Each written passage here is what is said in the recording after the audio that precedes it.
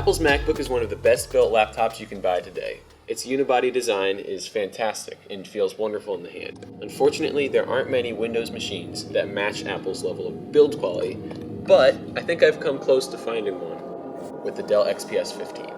The XPS 15 is an aluminum clamshell design with carbon fiber on the inside. It has a fairly large Windows 10 precision touchpad, which is a nice touch, Dell. The keyboard is decently sized, but has less travel than your average laptop. It's only 1.3 millimeters, which will take a little time to get used to.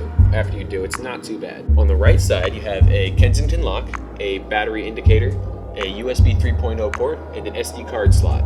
Moving to the left side, you have a power adapter, a USB 3.0 port, an HDMI port, a Thunderbolt 3 port, and a headphone jack. Now, that Thunderbolt 3 port only has 2 PCI lanes, not 4, which means you're not going to get quite the same performance as, say, a Razer Blade when using an external GPU system. Now, where the XPS 15 really shines is in its display.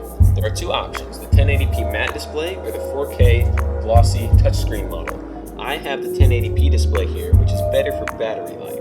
However, both screens are going to be fantastic. The 4K is going to be sharper, it's going to have slightly better color, and some people prefer the glossy display.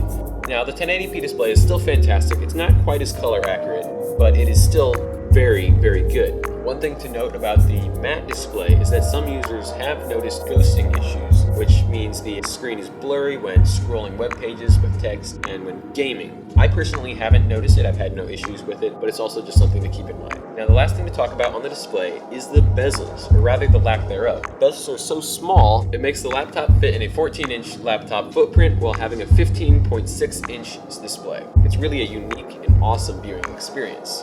Now, with a 1080p display, you will get better battery life, assuming you have the same 97 watt-hour battery. And I say that because there is a 56 watt-hour model, which is actually what I have. The 56 watt-hour battery comes in the lower spec models. Now, given that the laptop is so small, it still is pretty powerful. It does have fans which will kick up when gaming or doing anything super intensive like video editing or 3D modeling, but it does have a GTX 1050 if you opt for the i5 or i7 model.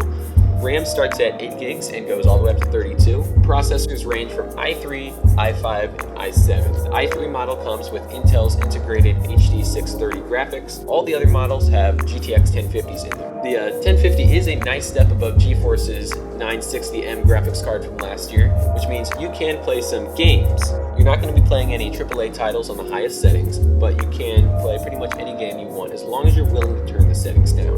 If you do have the 4K model, you're not going to be playing games at 4K. You'll have to scale things down to 1080p. Another thing to note that Dell started shipping these models out with Samsung SSDs, which benchmark higher than the models that they're shipping out now.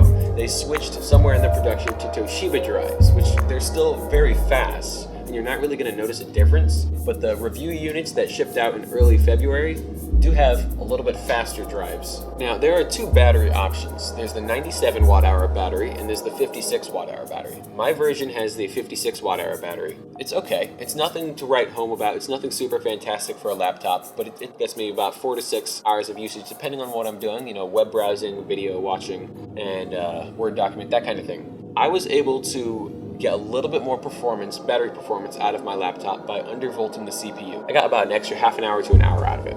With the 1080p model and the 97 watt-hour battery, that combination is going to give you the best battery life. I've heard reports of people getting about anywhere from 10 to 12 hours of web browsing, video watching, that kind of thing. If you start doing intensive tasks like gaming, video editing, battery is going to go down quite a bit faster on any model you get. If you get the 4K version, you're going to get about 6 to 7 hours, again, depending on what you do. If you, again, go to the higher usage stuff like video editing, it's going to drain fast.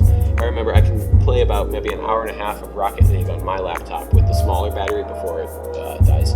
But it's pretty good.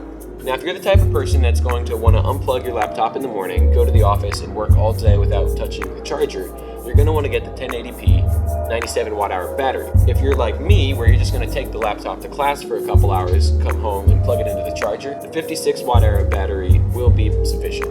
And that does come with an advantage because with the smaller battery, there is a spot for an extra hard drive. You'll have to get a couple extra parts for it, but it's not too expensive, and you get the extra storage space. When it comes time to purchase your laptop, you may run into a few issues. Dell's website is not very user-friendly. They have multiple pages for the same thing. They have information that's confusing. The customization options available are limited. Then there's the issue of quality control. My laptop actually had an issue with a part rattling inside of it. I quickly contacted Dell shortly after I got it and was able to get them to send me a new one. So if you get this laptop and you get a good one, you're going to love it because it's a fantastic laptop. Just make sure that when you get it, you do a thorough build quality check. Make sure that everything's built how it should be. And then hope that you get one that is in good condition, because the shipping times, at least right now, shortly after the release of the product, are kind of slow. The replacement laptop I'm supposed to be getting was ordered on the 28th of February, and it's not supposed to ship until March 17th or around March 20th, somewhere around that. And that kind of sums up my whole experience with Dell. Their customer service, the quality control, the slow shipping times. They were also kind of not very transparent on when it was going to ship. They sent me a link to a broken DHL website that gave me information on a shipment that was completely irrelevant. All of that. So that leads me to my conclusion. It's a fantastic laptop if you get a good one. It's small, it's portable, it's lightweight, it's got a fantastic screen, it's powerful, and it's well built. But Dell, get your act together, because you have a fantastic product here and it's being ruined by your poor customer service, your poor website, and your poor quality control. If you're looking at getting one of these laptops, go ahead and click one of our Amazon links down below. It will help us out. You may not find the exact same model, but hopefully you can find what you're looking for. And if you do purchase that, it will help us out, which will help us grow the channel. Speaking of which, if you want to help grow the channel, go ahead and subscribe so that you'll be the first to get our videos when we post them. And give us a like or a comment down below. Thanks for watching.